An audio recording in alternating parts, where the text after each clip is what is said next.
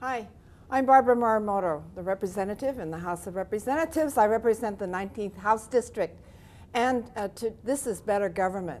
And if you're interested in better government, please join us and listen to our conversation. I'm here with Representative Cynthia Thielen, a veteran, and a freshman legislator named George Fontaine from Maui. And so we're here today to discuss the 2011 legislature and some of our priorities, what we will be fighting for you. So just to start things off, I'm going to turn this over to Representative Cynthia Thielen from Kailua and let her introduce herself and tell us a little bit about her thoughts for the 2011 session. Thank you, Representative Morimoto. I'm Representative Cynthia Thielen, and I represent Kailua, Kaneohe Bay. It's a delight to be here talking to people from the state capitol, and I hope you all will be very involved as the 2011 legislative session moves forward. There are going to be a lot of bills, a lot of things that we need to discuss, challenges, particularly financial challenges in the state, and we need your input. We need you to be involved. And our new freshman from Maui, I'm delighted to have with us today on Better Government. George, if you will introduce yourself, please. Thank you, Cynthia. My name is Representative George Fontaine. I represent District 11, which is Kihei, Wailea, and Makena on Maui. And I'm very excited to be here today and to be here as a freshman legislator. I've got a lot of energy and looking forward to doing great things this coming year. That's terrific. What kind of bills will you be introducing this year? Well, I'm going back after I'm a huge advocate for wave energy for our islands because it is a more cost-effective way to power our islands and to get us off of fossil fuel. So another bill that I will be promoting this year is to create a wave hub where it's kind of a novel idea. You have an underwater socket, and it has maybe 5 different areas where you can actually have a wave energy converter plug into that underwater socket and then test its system in the Hawaiian waters. The thing that's interesting about it, the companies pay to hook up.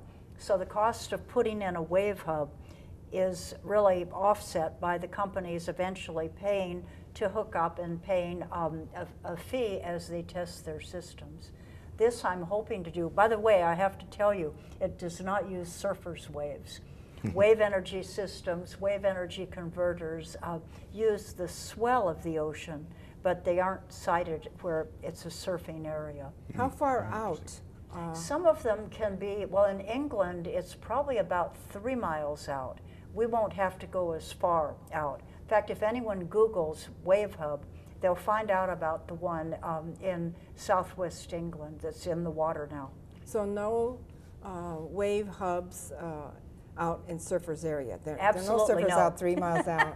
Well, they could be, actually a wave hub could be as close as less than a mile offshore, but the surfers' waves aren't the kind of waves that wave energy converters need to provide energy. So there's not going to be a head-on clash of different things that are needed there. It needs just actually the swell of the ocean. The other thing about a wave energy converter, it's about 80 to 90% constant. And for that other 10 to 20% of the time, the NOAA's satellite system can say when the wave climate is going to change and diminish. So the utility looks at wave energy as almost a firm power, similar to oil. I believe you, but I don't understand it. But basically, the wave energy is converted to electricity.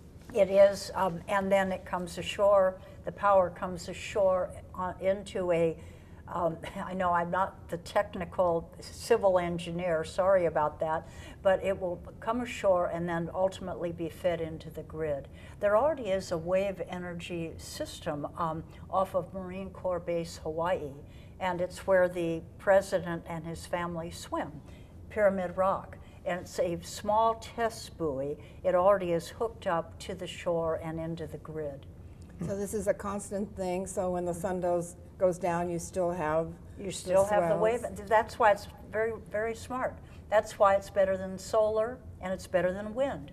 Your wind will stop, boom, you won't have any power from the wind energy systems, but your wave energy just continues. And Hawaii is the second best place in the world for wave energy conversion. It sounds inexpensive, but what happens when you have 30-foot waves?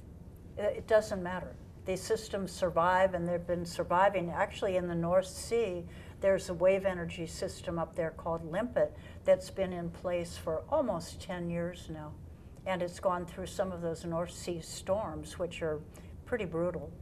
So it will work, but that's one of my pieces of legislation, and I would like to see us have the Wave Hub set up. And the reason is that, as has been noted recently in a study, the green energy is providing better paying jobs for Hawaii, and it's the fastest growing segment in our economy. Wave energy is one of the green energy systems, and we would hope to see it moving ahead, providing those good paying jobs so our youngsters don't leave and stay on the mainland. Well, we need to get off of oil, so it sounds like a good idea to me, and it sounds Hope so. wonderful. Well, you know, you're the energy lady, and you that's why you're so energetic. Oh, thank you.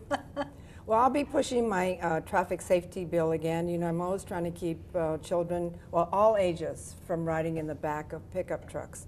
And as you mentioned, there was a death on Maui recently. So this is, I think, one of the things that we could pass that won't cost any money, but will save lives and save a lot of doctor's bills.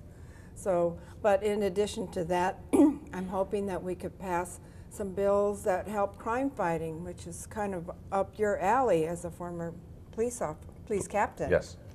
So I'm hoping that we could get required DNA collection from arrestees of like violent crimes or sexual offenses against children. And when you are able to match them with other cases, and you actually catch people faster, which then prevents further crimes down the line. So we'll see whether I could get a hearing for that particular measure. I was not successful in getting a hearing with the last judiciary chairman. But on the other hand, Congressman Abercrombie, who is now Governor Abercrombie, came down from Washington to testify at a briefing on this subject. And joining him was our present Oahu mayor, Peter Carlisle. So with those two in favor of this concept, I'm hoping we could advance it and at least educate a lot of people about the helpfulness in catching and preventing crimes of this, serious violent offenses.